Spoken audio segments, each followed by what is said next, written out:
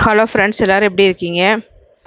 தக்காளி சாதம் செய்கிறதுக்கு நான் இது வேறு மாதிரி செய்கிறேன். கிரேவி மாதிரி பண்ணிவிட்டு அதுக்கப்புறம் வேக வச்சு சாதத்தை போட்டு புரட்டி எடுக்க போகிறேன். அதுக்கு வந்து இப்போ எண்ணெய் ஊற்றிட்டு பட்டை, கிராம்பு, ஏலக்காய், சோம்பு எல்லாத்தையும் போட்டுக்கோங்க. பெரிய வெங்காயம் 4 பெரிய வெங்காயம் எடுத்து வெட்டி வச்சுருக்கேன் பொடியாக. பச்சை மிளகாய் 5, இது எல்லாத்தையும் போட்டு நல்லா வதக்கிக்கோங்க. வதங்கிறதுக்கு உப்பு போட்டுக்கோங்க. உப்பு போட்டு நல்லா வதங்கினதுக்கப்புறம் இஞ்சி பூண்டு பேஸ்ட்டு 1 ஸ்பூனு,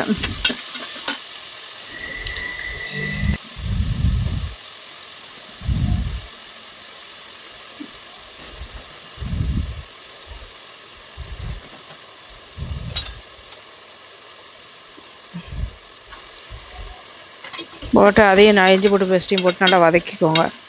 வதக்கிட்டு அதுக்கப்புறம் தக்காளி ஒரு 6 தக்காளி, சின்ன தக்காளி தான், அதனால் 6 தக்காளி பொடியாக வெட்டி அதையும் போட்டு அதையும் நல்லா வதக்கிக்கோங்க.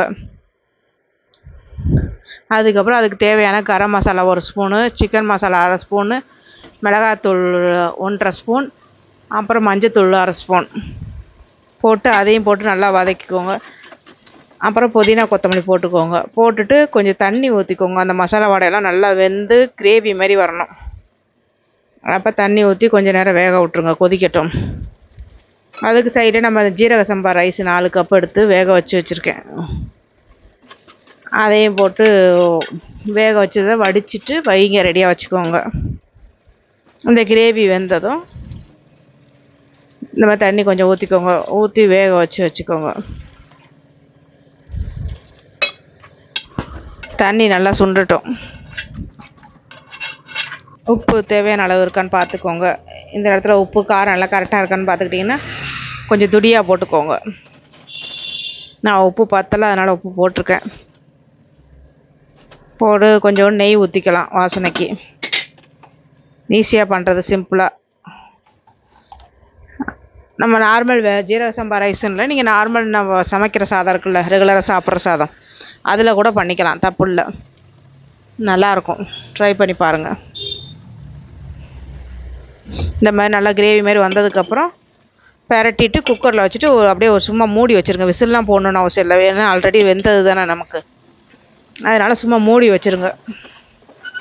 அப்புறம் சாப்பிட்றப்ப எடுத்து சாப்பிட்டுக்க வேண்டியதுதான், நல்லாயிருக்கும்.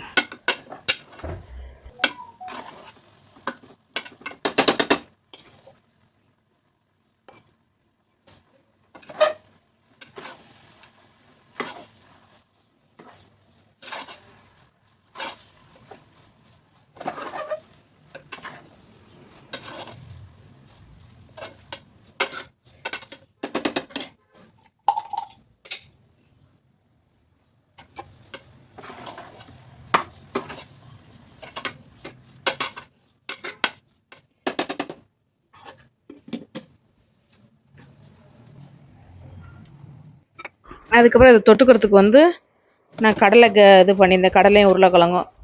அதுக்கு வந்து ஒரு கடாயில் எண்ணெய் ஊற்றிக்கோங்க. அதில் 1/2 ஸ்பூன் சோம்பு போட்டுக்கோங்க. தக்காளி வெங்காயம் சாப்பரில் பொடியாக வெட்டிக்கோங்க. ஒரு 2 பெரிய வெங்காயம், 3 தக்காளி நல்லா பொடியாக வெட்டிட்டு அது வதங்கிறதுக்கு தேவையான அளவுக்கு சால்ட்டு போட்டுக்கோங்க. போட்டுட்டு இதுக்கு இஞ்சி பூண்டு பேஸ்ட்டு போடணும். போட்டு இதுக்கு கரம் மசாலா, மிளகாத்தூள், மஞ்சத்தூள், தேவைப்பட்டால் சிக்கன் மசாலா போட்டுக்கோங்க, இல்லாட்டி வேண்டாம். இதை போட்டு உருளைக்கிழங்கு நான் பொடியாக வெட்டி வச்சுருக்கேன், அதையும் போட்டு நல்லா வதக்கிக்கோங்க. உருளைக்கிழங்கையும் சேர்த்து நல்லா வதக்கிக்கணும். வெட்டி வச்சுருக்க உருளைக்கிழங்கையும் போட்டு குக்கரில் வந்து நான் தனியாக கடலையை வேக வச்சு வச்சுருக்கேன்.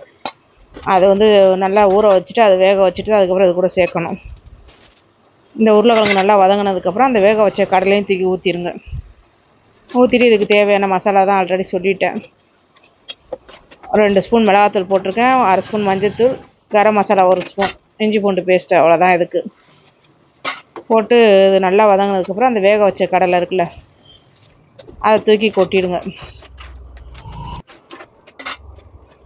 தூக்கி கொட்டி நல்லா 2 சேர்ந்து வெந்து வர வரைக்கும் வதக்க வேண்டியதான். நல்லா உருளைக்கிழங்கு மாதிரி தான் வதக்கலாம், நல்லாயிருக்கும்.